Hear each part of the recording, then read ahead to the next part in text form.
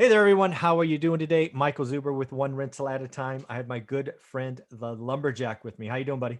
I'm doing awesome, Mike. Super excited coming off of talking about your course getting more expensive. People get Yes. it now. There's value there. There's value when it gets more expensive, but holy cow, he's like told you guys for like 3 weeks Yeah. that this or 6 weeks that this thing is going up. And Yeah.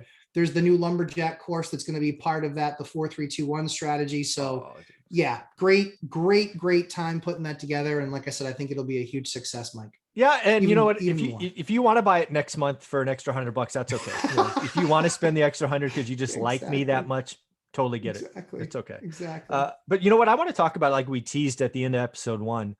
I saw a stat that there's not many stats in real estate these days that kind of almost feel like a slap to the face. That it's like Yeah. it's that jarring, right? Hmm. Because I've been in the game 20 years, looking every freaking day. So it's Yeah. got to be a pretty jarring stat to surprise me. This one got me. So CoreLogic is one of those firms that Sure. produces mainly single family real estate data for the last decade or so. They just published that in 2021, so this first 6 months, Hmm. 1 in 7 single family homes sold was bought by an investor. A Just lot of sounds like there's wow. a lot of people one rental at a time get out Yeah, there. it's all because of me. This book has been amazing. It's changing the world. Oh, it's hilarious. Oh, But that's dude, one awesome. in seven. That's insanity. That's nuts. That's nuts. What are people spending their money on? What are you doing? 1 in 7. My 1 in 7. yeah. And there's a, That's I mean, I'd love to see like the state breakdown because there's a lot of states where that doesn't work. yeah. My like high property tax states. Like, Yeah. I'll be the first to say, New Hampshire, the thing it has going for it is that they are aligned with landlords and they Mhm. believe in property rights. And when you're not getting paid, they are aligned with you because they want you your massive property tax bills. We don't have an income tax here. Mhm. Florida doesn't have an income tax, Texas doesn't have income tax. So usually those are higher tax states on your property. And so that makes it more challenging. So I'd love to know what the mix is, but still 1 in 7 across the country is nuts. Yeah. That's nuts. So I just did the math, just taking some rough numbers. So I took 1 in 7, that, it's 14% or whatever it is. And then I times that by an annual rate of 5 million, which is rough and tough what we sell Sure. in the Yep. US. Yep. That means there's 714,286 homes that are now rentals. Wow. And here's the deal, folks. Some of those, some of those are probably flips. That's fair, right? So Sure. they'll be Yep. they'll be dusted off and turned into flips and probably sold owner occupant. But even if it's 500,000 homes becoming rentals, and like you said, one rental at a time. The thing that I know going forward, and you and I had a video on, I think it was 2 weeks ago, about the rich going on strike. Remember that? Yeah. Sure. So if we have 500,000 homes becoming rentals and the quote unquote rich go on strike because of tax changes and capital gains is an optional tax. And oh, by the way, we've talked about Wall Street coming in with billions of dollars. We've talked about build for rent. There is going to be less and less single family homes owned by owners. And that means prices go up again, right? It's kind of supply and Yeah. demand 101. Yeah. It really is. I mean, we talked about it last week where we've got we boomed. We went from a 23-day supply to a funny 25-day supply, you know, Yeah. and I think, and there's still inventory coming, but it's being gobbled as Yeah. quickly as it's coming. And the only thing that's remaining for inventory is what I call story stuff. Yeah. Oh, it needs a leach field. Oh, it needs a this. Oh, it needs a leach Right. field is a septic system for those that don't know. Mhm. But it's all these types of things. And then if you're going to buy that property, then that's a narrow market as it is. Yeah. So yeah, I mean, the stuff that's turnkey. So every Monday I talk to one of my brokers, and we had that conversation yesterday. He said we did 3 offers. He said 2 houses were in the 350 range. Mm-hmm. They got up to 420 and didn't win the house. Wow, 20% Didn't over. Whoa. didn't win. Yep. Then there was another one that was a little over 400 and they went in at a little over 500 and agreed to pay, the percentage, like what we're seeing in a lot of deals now, Mike, which is, I'll pay 10,000 over appraisal, 20,000 over appraisal if for some reason appraisal doesn't make it. Mm-hmm. They didn't win. They lost to somebody that completely waived appraisal. This is not smart. This is not healthy. This is going to be a problem. If you have the cash right now to buy something like that and you're paying 20% over market, Mm-hmm. that is not wise. That is stupid money. Mm-hmm. And just because you have money doesn't mean you have brains. Yeah, because amen to that. That is a huge, huge warning sign. And you should not ever get FOMO or lack discipline. Listen, the bank is there to make sure that they don't get into an asset that is extremely overvalued and overcapitalized, meaning that they put too much money or let you put too much money into it. Yeah. Be wise, follow the course, follow the path. Mm-hmm. Do not deviate from that path in that way and get cavalier about, well, we've got the cash or we have the extra money. Listen, the downturn will come, not crash, but downturn. Oh yeah. How much more do we run before we hit the downturn? Do we run another 10%, but then we have a 20% correction? That means that, and then there's a ton of inventory, right, Mike? The psychology of people, that goes this way, people go this way, and all of a sudden you got a bunch of people out there shopping, but there's now tons of inventory and you're nowhere near it on your house, but maybe you have to sell. Mm-hmm. Please be wise, use wisdom. Those guardrails are in place for your benefit. Yeah, I couldn't agree more. It's consumer psychology is interesting, right? Yeah. As things are racing higher, people want to get in, and then, it slows down and people run away. It's like, well, now it's on sale, right? And I mean, I saw it in 2010. I mean, the only time I remember there just being literally diamonds and gold bricks on the MLS was 2010. It was literally, I was picking up $50,000 every time I bought something. I was like, oh, I'll take that. Oh, that's, I was turning down 40 grand to get, I mean, it was a crazy time, but everybody ran the other direction. It's interesting. And again, you're right, dude. Inventory will come. I think inventory begets more inventory. And that's why I'm still feel confident about calling 2 million available homes by July. Although it's getting kind of close. I guess we'll see. Well, I mean, I think, and as you know, Mike, it's also super localized, right? Oh, for sure. We have other high tax states pouring into New Hampshire, absolutely pouring, because they saw their tax bill from last year and they're like, no thanks.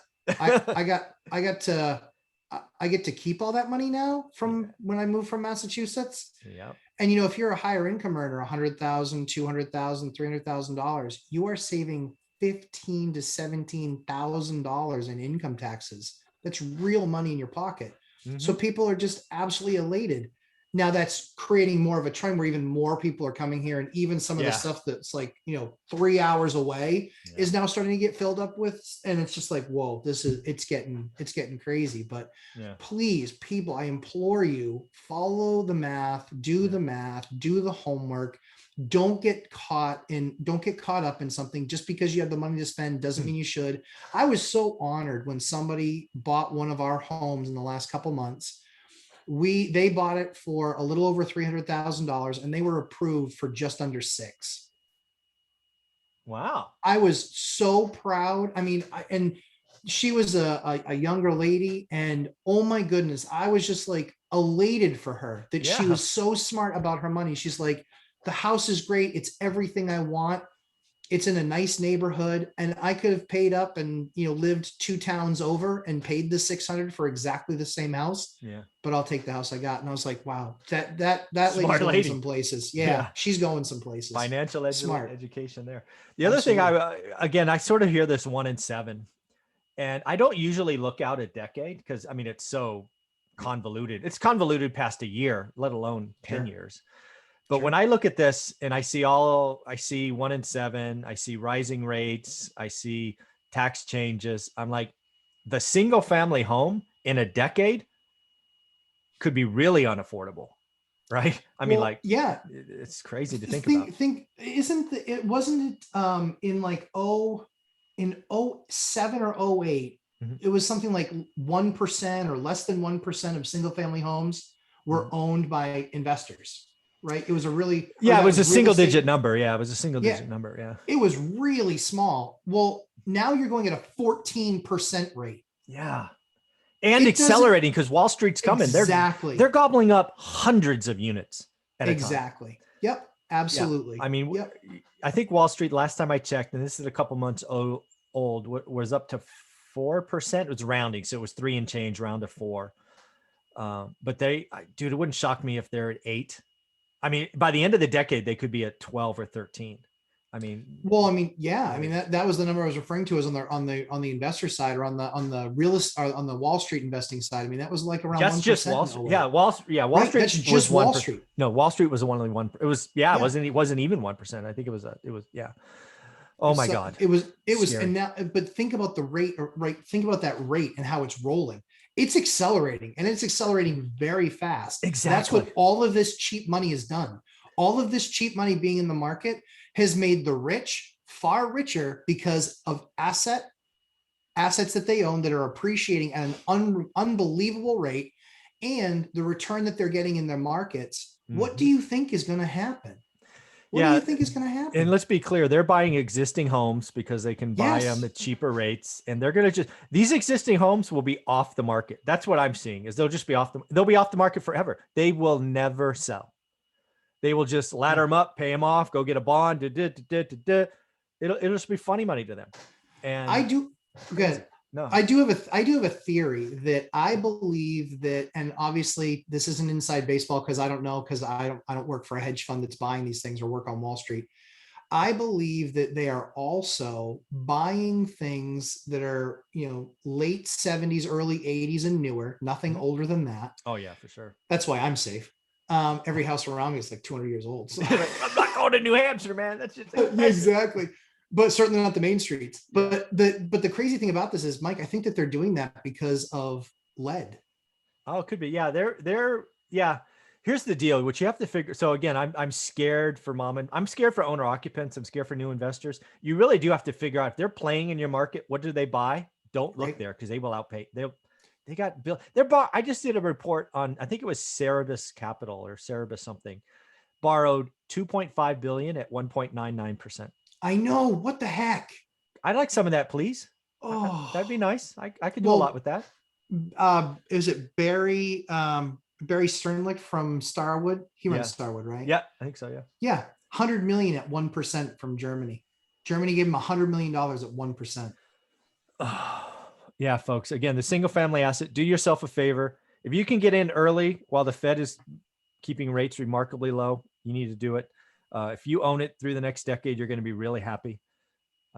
It's just If frightening to you're think about. if you're watching this and you have 100 million that you want to do at 1.25%, Let's go.